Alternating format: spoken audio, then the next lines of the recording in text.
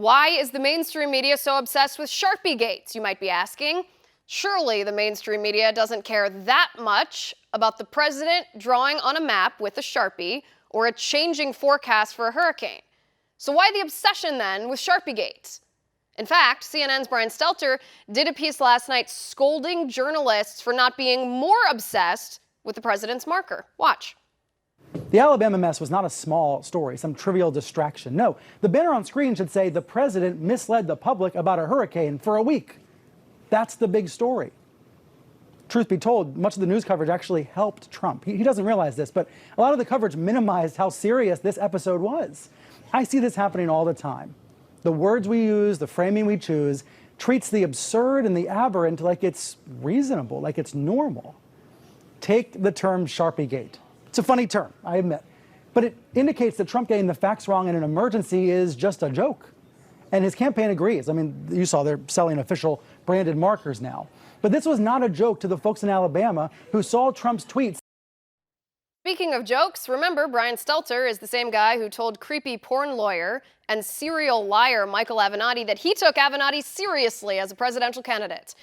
So maybe, just maybe, the mainstream media is obsessed with Sharpiegate not because they actually care about the Sharpie, but because the mainstream media can't talk about what's really happening in our nation. The mainstream media can't bear the idea that President Trump's policies are a success for the American people, so they talk about a Sharpie. The mainstream media can't report that the poverty rate in our nation has hit the lowest mark we've seen since 2001, because then they'd have to give credit to President Trump, so they talk about a Sharpie instead. The mainstream media actually lied and told the American people that nobody really saw a tax cut after the Trump tax cuts. They won't report the truth that 90% of Americans saw a tax cut, saw more money in their paychecks, and so the mainstream media talks about a Sharpie instead. The mainstream media can't report that apprehensions of illegal aliens at our border plummeted in August, because then they'd have to give Trump credit for that. The mainstream media can't talk about why the apprehensions are down after President Trump's negotiations with Mexico, because Trump's tariff threats worked. So the mainstream media talks about a Sharpie instead. The mainstream media can't report on the record low unemployment rate for women in our country, and for Black Americans, and for Hispanic Americans, and for disabled Americans, because the low unemployment rate is good for people. It's good for people in our country, and that's thanks to President Trump.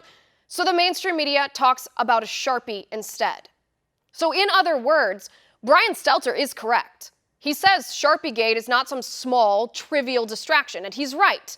It's not a small or trivial distraction.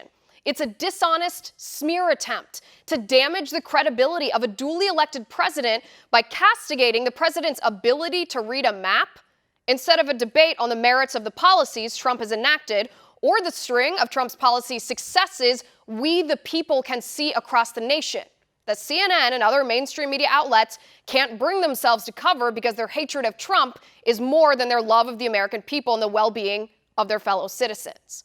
That is what Sharpiegate is really about. It's not a small distraction, it's a giant one. And that's my final point.